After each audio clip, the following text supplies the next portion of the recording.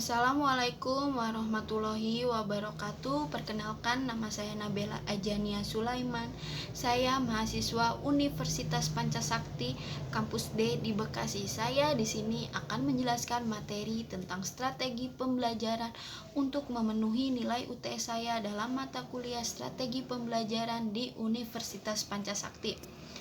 Baik, sebelum kita mempelajari lebih jauh tentang strategi pembelajaran, ada baiknya kita tahu dulu pengertian dari strategi pembelajaran dan strategi pembelajaran itu sendiri. Secara sederhana, strategi adalah cara melakukan sesuatu, sedangkan pembelajaran adalah cara melibatkan para pembelajar dalam kegiatan belajar mengajar tertentu. Sedangkan menurut istilah, strategi adalah rencana tindakan termasuk penggunaan metode dan pemanfaatan sumber daya atau kekuatan dalam pembelajaran. Sedangkan pembelajaran menurut istilah adalah proses interaksi peserta didik dengan pendidik dan sumber belajar pada suatu lingkungan belajar dan bertujuan untuk proses belajar siswa yang berisi serangkaian peristiwa yang dirancang, disusun sedemikian rupa untuk mempengaruhi dan mendukung terjadinya proses belajar siswa yang bersifat internal. Lalu, dari pengertian strategi dan pembelajaran dapat disimpulkan bahwa strategi pembelajaran merupakan perpaduan dari urutan kegiatan, cara mengorganisasikan materi pembelajaran peserta didik, peralatan dan bahan waktu yang digunakan dalam proses pembelajaran untuk mencapai tujuan pembelajaran yang telah ditentukan. Strategi pembelajaran tentu memiliki fungsi, yaitu memberikan isi pembelajaran kepada siswa dan menyajikan informasi atau bahan-bahan yang dibutuhkan dalam belajar untuk menunjukkan unjuk kerja.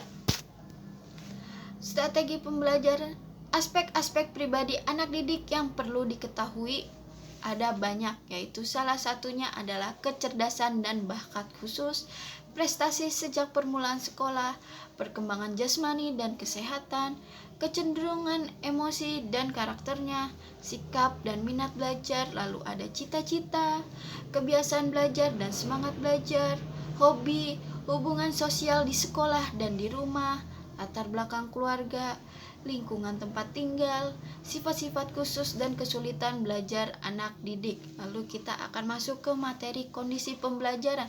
Apa itu kondisi pembelajaran? Kondisi pembelajaran dapat didefinisikan sebagai faktor yang mempengaruhi efek penggunaan metode-metode tertentu untuk meningkatkan hasil pembelajaran. Variabel kondisi pembelajaran ada 4, yaitu tujuan pembelajaran, bidang studi atau disiplin ilmu, kendala dan karakteristik peserta didik. Tujuan pembelajaran pada hakikatnya mengacu kepada hasil pembelajaran yang diharapkan. Sedangkan bidang studi atau disiplin ilmu adalah aspek-aspek suatu bidang studi yang dapat memberikan landasan yang berguna sekali dalam strategi pembelajaran. Sedangkan kendala adalah keterbatasan sumber-sumber seperti waktu, media, dan uang. Karakteristik peserta didik adalah karakteristik aspek-aspek atau kualitas perseorangan siswa seperti bakat, motivasi belajar, dan kemampuan awal yang telah dimilikinya.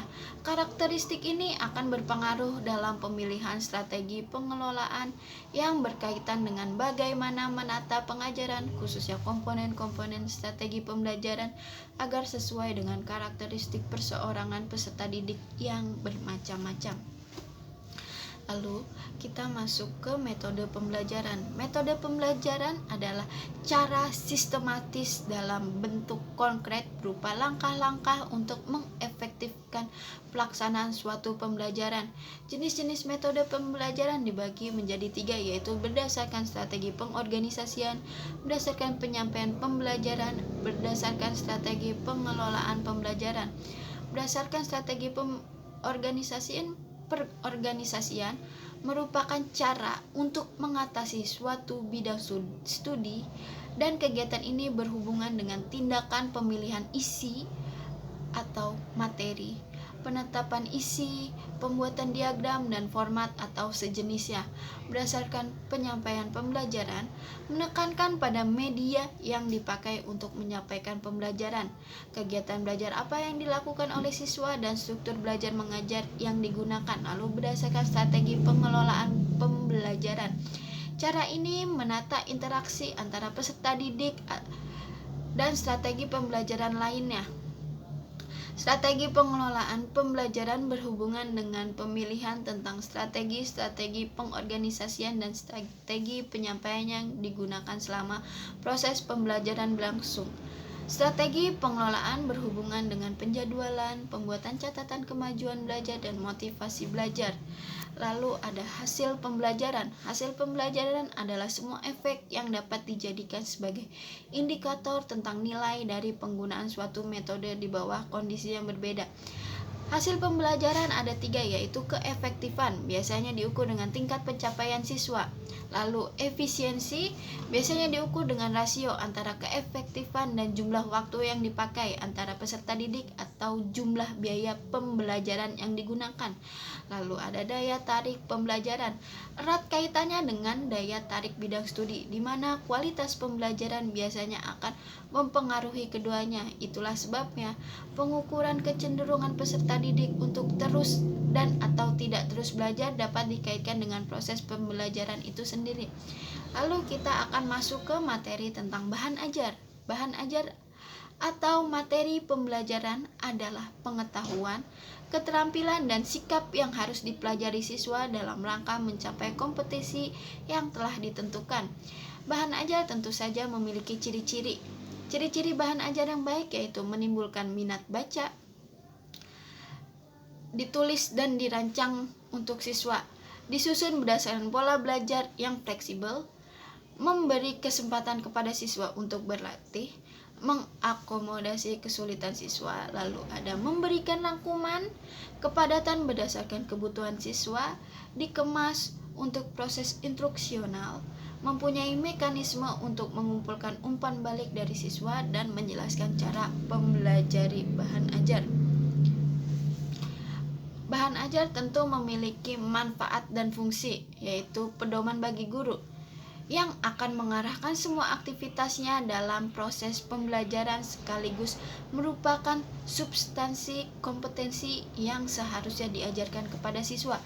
Lalu pedoman bagi siswa yang akan mengarahkan semua aktivitasnya dalam proses pembelajaran sekaligus merupakan substansi kompetensi yang seharusnya dipelajari dan dikuasai.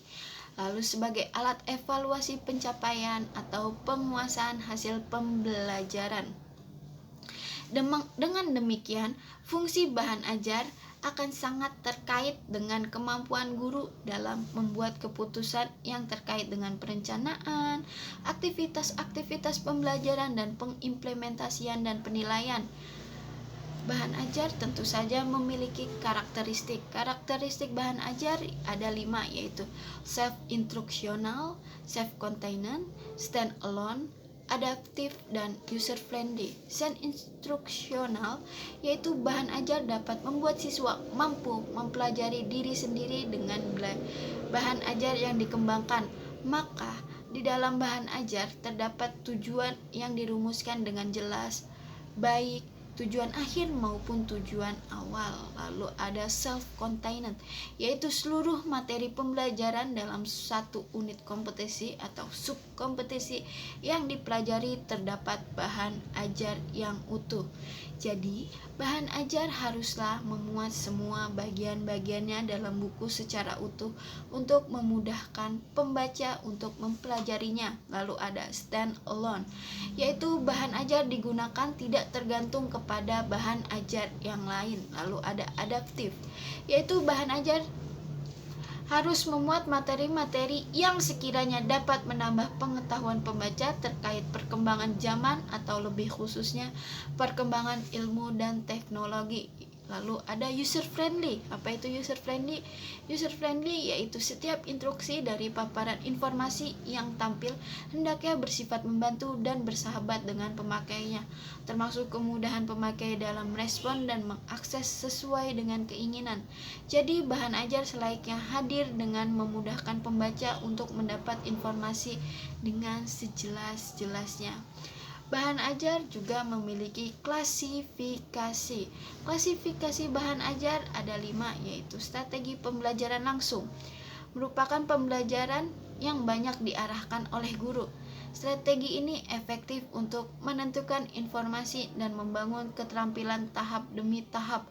Kelebihan dari strategi ini adalah strategi ini mudah untuk direncanakan dan digunakan, sedangkan kelemahannya utamanya dalam mengembangkan kemampuan-kemampuan, proses-proses, dan sikap yang diperlukan untuk pemikiran kritis dan hubungan interpersonal serta belajar kelompok agar peserta didik dapat mengembangkan sikap dan pemikiran kritis. Strategi pembelajaran langsung perlu dikomunikasikan dengan strategi pembelajaran yang lain.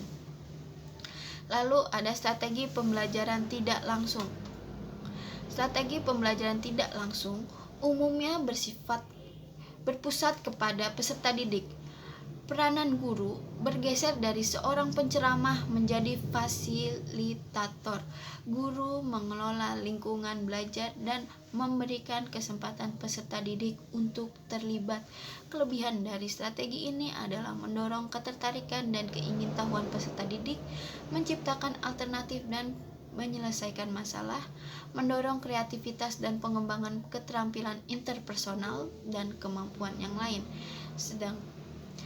Sedangkan strategi pembelajaran tidak langsung memiliki kelemahan, yaitu memerlukan waktu yang panjang dan tidak cocok apabila peserta didik perlu mengingat materi dengan cepat. Lalu ada strategi interaktif.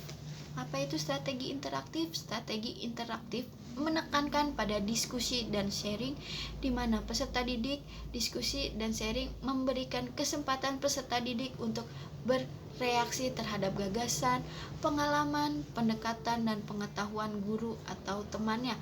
Kelebihan dari strategi interaktif adalah peserta didik dapat belajar dari temannya dan guru untuk membangun keterampilan sosial dan kemampuan-kemampuannya, dan mengorganisasikan pemikiran dan membangun argumen yang rasional.